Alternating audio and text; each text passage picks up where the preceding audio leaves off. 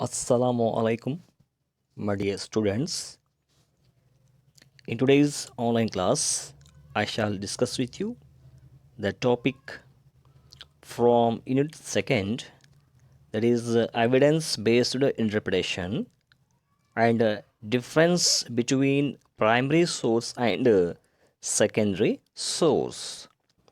ಆತ್ಮೀಯ ವಿದ್ಯಾರ್ಥಿಗಳೇ, ಇವತ್ತಿನ ತರಗತಿಯಲ್ಲಿ ನಾವು ಚರ್ಚೆ ಮಾಡುವಂತಹ ವಿಷಯ ಘಟಕ 2ರಲ್ಲಿ ಬರುವಂತಹ ಸಾಕ್ಷ್ಯಾಧಾರಿತ ವ್ಯಾಖ್ಯಾನ ಹಾಗೂ ಪ್ರಾಥಮಿಕ ಮೂಲಾಧಾರಗಳು ಹಾಗೂ ದ್ವಿತೀಯ ಮೂಲಾಧಾರಗಳ ನಡುವಿನ ವ್ಯತ್ಯಾಸಗಳು, ಇದರ ಕುರಿತು ನಾವು ಇವತ್ತು ಚರ್ಚೆ ಮಾಡೋಣ. Here the unit 2nd is constructing history and the topic is evidence based interpretation, then in difference between primary source and secondary source. Here, introduction. People who study history are called historians. They look at things that happened in the past and try to find reasons why things happened the way they did. They look for connections and make links between events, people and place, and they analyze changes that have happened as a result of things that happened in the past. Here, what is evidence-based interpretation?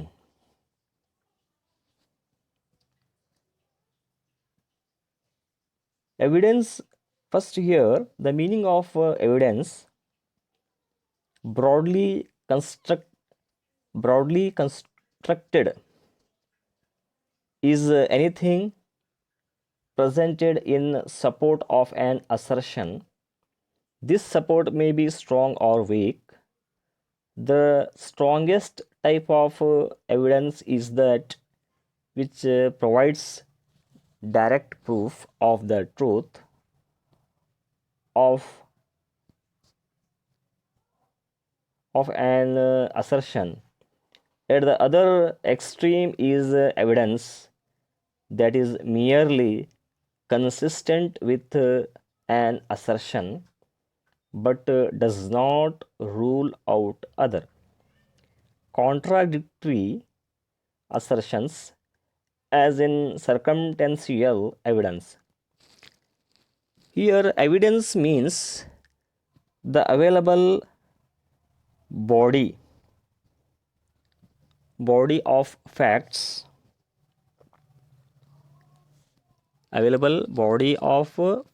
or information indicating whether a belief or proposition is true or valid. That is called evidence. Here some definitions are there. That which tends to prove or disprove something, ground for belief means proof. Then second definition, something that makes plain or clear an indication or sign. The next, historical evidence.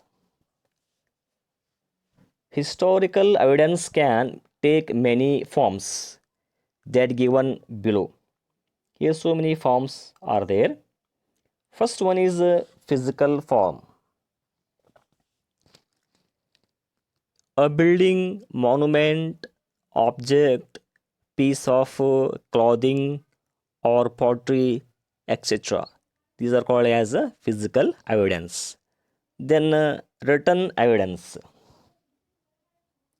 Written evidence like a diary, book, letter, plan, or receipt. Next, visual evidence.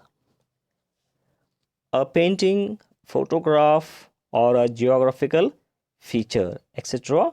Visual evidence. Next, oral evidence. A memory, nursery rhyme, sound recording, or songs. These are called as oral evidence. Next, a role of evidence in history. Here, because the critical examination of sources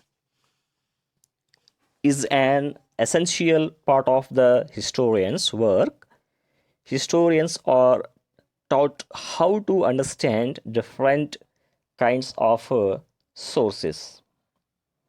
Next, he receives extensive training in making close and careful comparisons between them and in testing the genuineness and reliability of each source used. Then history gives great importance to the detailed facts, which helps the historian to develop skill in separating fact from opinion and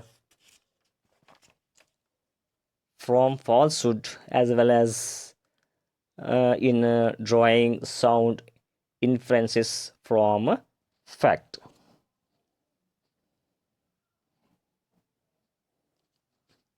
Here, historical sources. A historical sources is something that tells us about history. It may be a document, a picture, a sound recording, a book, a cinema film, a television program, or an object. That is called as historical sources. Historical sources, historical evidence are called historical source. Here, historical source or a historical evidence.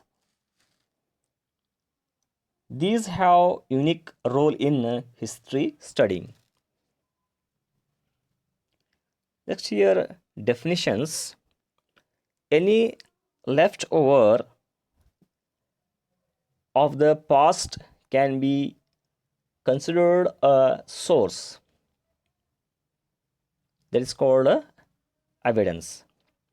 Then, next, sources are the basic materials necessary for the construction of history. These are the two definitions of evidence. Next,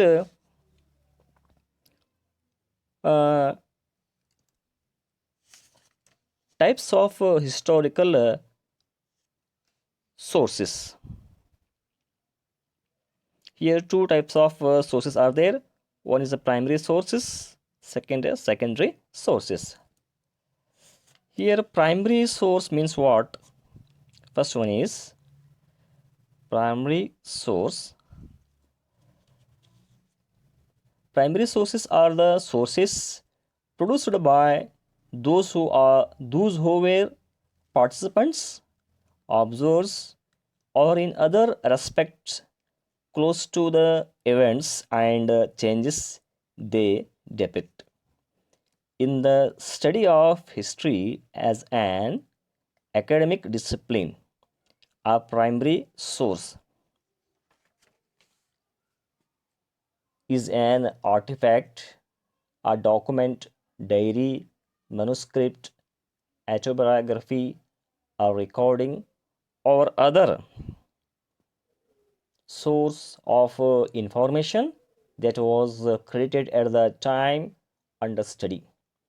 It serves as an original source of information about the topic. Next, definition about primary source. A primary source uh, would be defined as something that was created either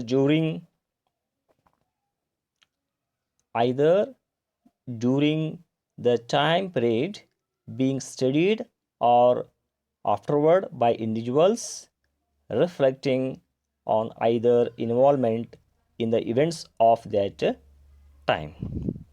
Then, second definition, a primary source would be expanded to include numerical data that has been gathered to analyze relationships between people, events, and their environment. Then, third definition, according to Arthur Marwick, says primary sources are absolutely fundamental to history. So these are the various definition regarding primary sources. Then classification. The primary sources can be classified into the following categories, like written documents, non-literary sources, folklore and proverbs, then people, public reports, government documents. These are the some examples of primary sources. Next, secondary sources.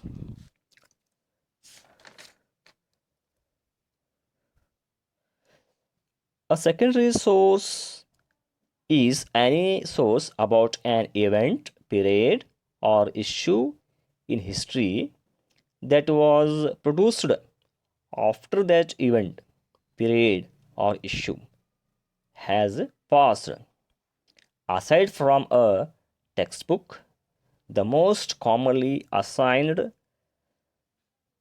secondary source is a scholarly monograph, a volume on a specific subject in the past, written by an expert. So this is the secondary source definitions. Here some definitions are there. Secondary sources are works of synthesis and interpretation based upon primary sources and the book of other authors. Second, a secondary source is any source about an event, period, or issue in history that was produced after that event, period, or issue has passed. This is the second definition. Next, classification of secondary sources. Example, reference books, popular periodical literature, then historical textbooks, general historical works and monographs, then journal articles, other statistical tables, graphs, picture and drawings, historical novels, then as short stories, movies, reviews, etc. So in today's class, we had discussed the topic evidence-based interpretation and difference between primary source and secondary source. I think all of you understood. Thank you for watching and listening.